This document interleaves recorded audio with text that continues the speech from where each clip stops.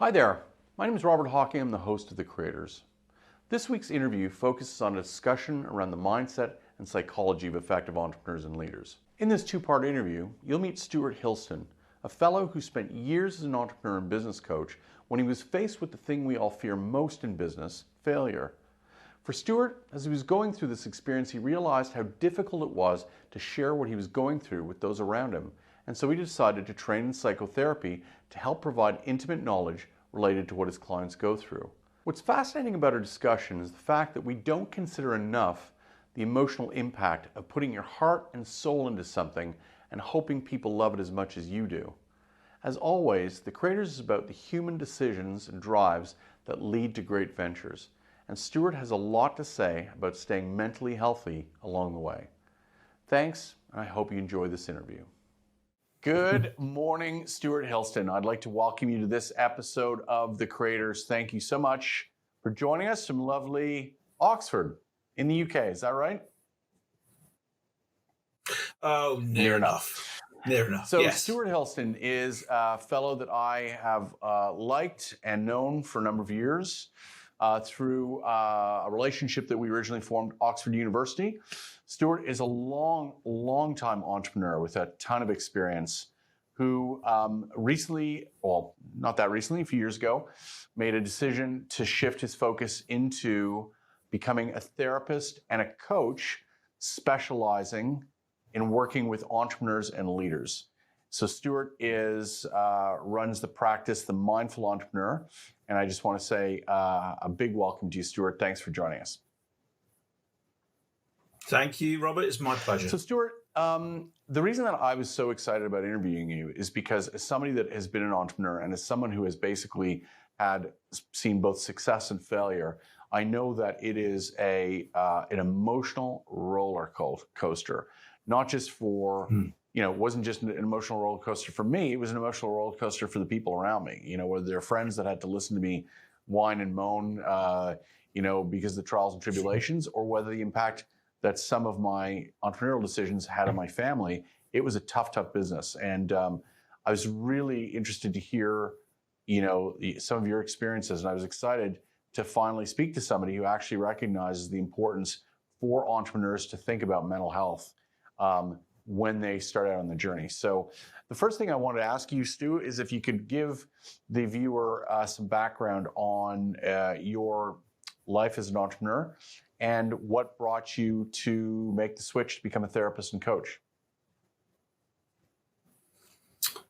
Yeah, it's always interesting, isn't it? The older you get, the longer your backstory gets. I've started to realize this. So I graduated as a software engineer and joined a research lab.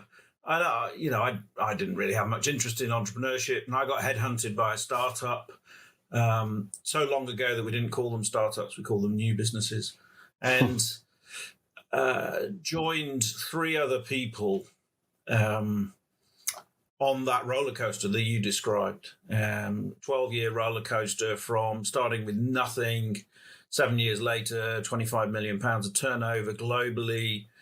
I moved to the States and built the US operation. I built a Japanese operation. I established resellers all around the world. I mean, it was a roller coaster of epic proportions, I suppose I would describe it. And we sold the business, and I started a web business in '95 with two other fellows. And that was pretty early on in web design and development. And in fact, I sold out my stake to my co-founders to go and join a NASDAQ company, Canadian company, actually, and $4 billion market cap. That was a hang on to your hats moment. So a 20-year arc in starting and growing companies. In between all of that, various other bits and pieces that I'd done. I have described many times that about 10 of the companies I started were dead within 6 months for one reason or another. Either someone else was doing it better and we just couldn't get in there. It was a bad idea to start with. Occasionally we all fell out and, we couldn't work with each other. So it was a real roller coaster ride. And I went from that into professional investing in startups and entrepreneurs. So, on the other side of the table, holding the purse strings, working for a family office and then working for a fund in London. And this is the time at which I started mentoring and coaching entrepreneurs. And I got out of financial services in 2008, which most people remember as quite a tricky year for financial services, and became an advisor and coach to entrepreneurs doing mentoring. That's how you and I met at Oxford. And the thing that struck me along the way was I'd got the business skills, I'd got the experience, so I'd been in that same situation, but there was something more that was needed. And recollecting my own journey and then seeing what was going on for entrepreneurs, I realized what was missing was a deeper psychological understanding, and decided to pursue training. Trained at Oxford as a mindfulness teacher, then trained as a psychotherapist. And now I combine, a set of tools, really, is how I might think of it, to help entrepreneurs cope with their journeys. I find this so fascinating. I had the chance to interview this fantastic entrepreneur who's based out of Sydney, and she works in the area of programming visual art exhibits within private clubs, boutique hotels, etc. And in the course of that interview, it was interesting that she was talking about what drives a lot of fine artists. And immediately, the first time it really clicked that there's a compulsion around that drives these artists, because it is not a road for the faint of heart. It takes an immense amount of audacity to think that you've got a vision for the way to express yourself that the world wants to hear from. And it's a rough road. And I was in that moment, it occurred to me that a lot of the entrepreneurs that I've interviewed have that same compulsion. It's not like, well, I could have become an accountant, or I could have become, an entrepreneur. A lot of people who are the good ones, there's obviously an attractiveness to starting a business for a lot of people. Like, you want to be your own boss. You think you're going to be, dictating your own hours. But a lot of people really have walked away from significant jobs because it was no longer about the money for them. It was about something bigger. And that idea of compulsion, I think, is really interesting. And the moment you get into that idea, of course, there's a lot of potential trauma and psychological impact from something like that. So I'm curious, one of the things I wanted to understand from you is, are there typical archetypes that you've observed in working with entrepreneurs and leaders? Yeah, it's an interesting question, isn't it? I think we should separate out entrepreneurs and leaders, because somebody could be both, but more often they're one or the other, I think. Entrepreneurs, you didn't say the word obsessive, but I think that there is an element of obsession about what they do. And the obsession that I've observed tends to be around making the world a better place, making a difference, changing things. And what the obsession allows them to do is to stay very focused. In particular, ignore the opinions of other people. Because I think entrepreneurs are people who do the things that other people say they can't. That's what defines them. The people who say they can't do whatever it is they want to do are really saying, I can't do what you're doing, and I can't imagine you can either. And the entrepreneur's saying, I can imagine me doing this, and I know, most people think it's impossible, but I don't believe in impossible. Slightly Alice in Wonderland element to it. So I think entrepreneurs are very focused, very driven, probably driving themselves harder than is good for them, physically and I would mentally. imagine, as part of that, and I want to find out what is the difference between an entrepreneur and someone who's not a leader but not an entrepreneur in a moment. But I'm curious, that obsession that you talk about requires an awful lot of suppression of fear. you've got to have like a blinding belief that you're going to make it in the end. I mean, surely that's got to be a factor with a lot of these people. Is that the case? I think you're absolutely spot on. And actually, when I work as a therapist with entrepreneurs, some of what I've got to do is help them rediscover all the emotions that they've been suppressing for several years. They think they've made them go away, but actually what they've done is they've been storing them inside and they come out. I often say emotions leak out whether you want them to or not. And that obsession, that drive, that focus does lead to a suppression of emotion. Not just the fear, the anxiety over your own ability, the anxiety over responsibility for other people, recruiting people into the business. So suppressing those emotions actually leads to a certain robotic character. I've often said that probably the third biggest issue that I deal with entrepreneurs as a therapist is their interpersonal relationships with the people close to them, because they've got so used to suppressing their own emotions, they've forgotten how to tell people they love them.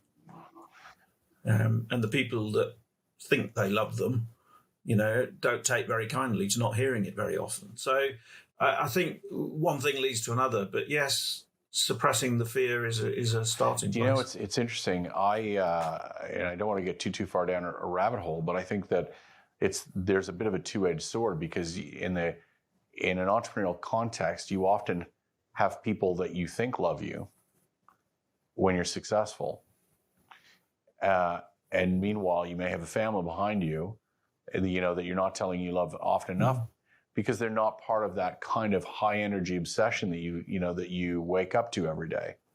I guess that's also a complex dynamic. I mean, certainly I'm a fairly mindful person, and it's certainly what I observed as well is, that it's almost there's an addiction to it. The pursuit of a passion like this.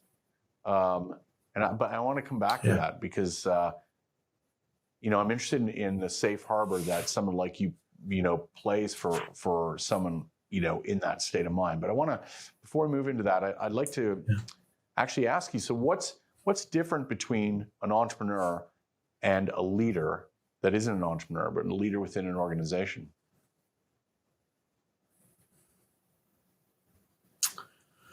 Yeah, I'm slightly wary of generalizations here, but I think, a good leader is someone who can motivate and develop other people almost invisibly. The work of a good leader is best done when the people they're leading are unaware of their effect and influence. Almost like the people you lead feel like they did everything themselves. And I think that's there's a selflessness and a humility to a good leader. And in particular, an absence of selfishness. And I think there's a degree of selfishness about entrepreneurs. Yeah, I was going to immediately say that. I'm going to do this regardless. I was immediately going to say that, because I think that there's the one thing that we need to clarify up front is leadership is not a job title. Leadership is a behavior. Leadership is an outcome in the impact that you have in an organization. And as you say, and I think it's nice the way you frame that, is it does require a selflessness, which is, entrepreneurialism can be quite egocentric. Yeah. And, I might have told you this story before, but I did a talk on entrepreneurship at Eton College to the scholars there. There was about 60 of them. And one of the new scholars had only joined 2 weeks beforehand. I think he was 13. At the end of the talk, he said, I understand that confidence is a big part of being an entrepreneur, but at what point does confidence become arrogance? I thought, well, first of all, crikey, for a 13-year-old, that's a perceptive question. And secondly, I thought, how on earth am I going to answer this? Right. I mean, it is in the eye of the beholder. As an investor,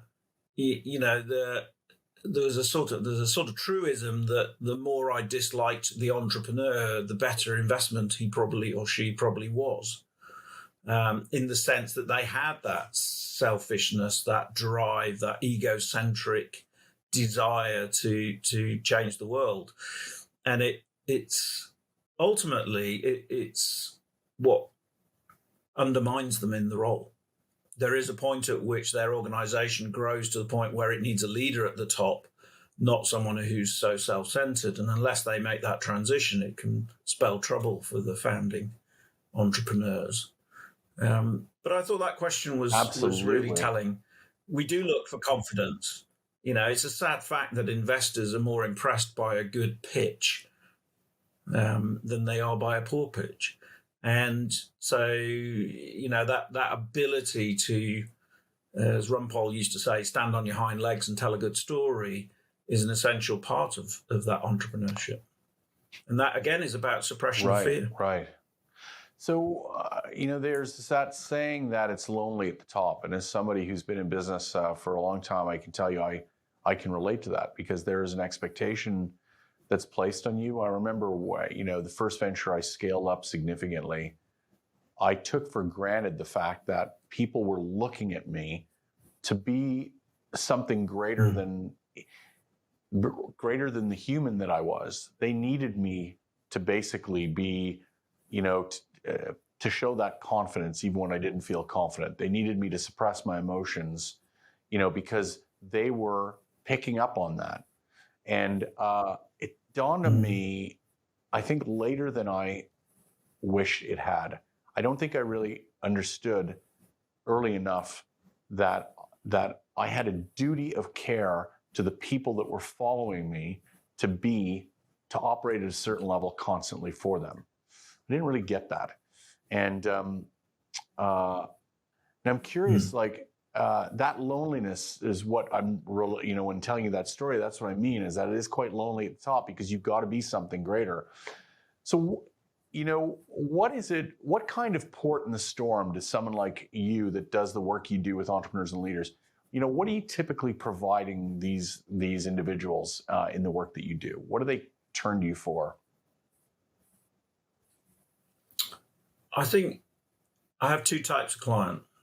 So I have the type of client that comes when everything gets too much. They don't feel they can cope. They feel like things aren't going well in whatever sense that means for them. And then the other kind of client is the kind where we check in weekly. And if there are issues that have come up, we deal with those. If there are long arc development projects that we're working on together in terms of personal development, we work on those. And that's sort of preventative maintenance. That's the routine maintenance you do to your car so that it doesn't break down when you're going on a long journey. And so there's a good analogy there, is that there are two different types of work. One is the people whose car has broken down, and the other is the kind of people who don't want the car to break down. And I think to a certain extent that loneliness is self-inflicted. It's very hard to build rapport with people when you are so self-centered and suppressing emotions and not actually acting authentically yourself. But I think also, who do you actually talk to is a question that comes up for entrepreneurs all the time. One of the key questions they always ask me is, tell me about your entrepreneurial experience, because I want to work with someone who understands what it really means to be an entrepreneur, because no one else around me really understands that. I can't talk to my people in the business because I don't want to undermine their confidence. I can't talk to my partner because he or she doesn't understand what I'm going through. I can't talk to my board because they want me to be this strong leader. I can't talk to my investors because undermining their confidence is not good for the business. I can't talk to my friends. Who do I talk to? Who do I go and say, the honest truth is I really loathe my co-founder and I'm just putting up with him or her until we get to some inflection point. I can't go and say that. Sorry, Stu, I think that this point is so vitally important. Yeah. And there's one group that you left off there, and it's the inability to take it home. because in a weird Yeah. way, and the first Yeah. time it struck me is now when you mentioned it, is in a way, I'd be interested to find out how this is different for women, but I bet you it's very similar for women who are entrepreneurs. For me, like coming home to my wife and to my kids, I can't show them that, some of this, it's actually quite parallel to what you can't show your employees, because you don't want them to Yeah. worry about you. You don't want them to have doubt. Like you can't bring that home. It's actually very similar to employees. And I would imagine with female entrepreneurs, it's got to be identically the same. Like they've got to be in a way sometimes much stronger because they are a minority in the entrepreneurial space, and they've got to have this immense courage whilst dealing with families in some cases. Yeah. Yeah, I'm really, so that home Absolutely. life thing as well is not a shelter. So the point you're making about who do you turn to, I totally get that. Well, if you think about a typical entrepreneur journey, and for me, I work with entrepreneurs at all stages of the journey. So starting out and ending a particular stage of their journey. But if you think about them going along that journey, there is risk involved. It can be precarious. If you're dependent on investment and an investment decision is being made in the next 4 weeks and it's now outside your control, you're just waiting for it to happen.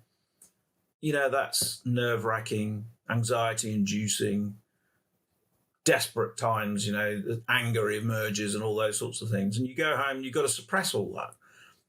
Typically because you don't want your family to know how precarious the situation is. You don't want to scare them.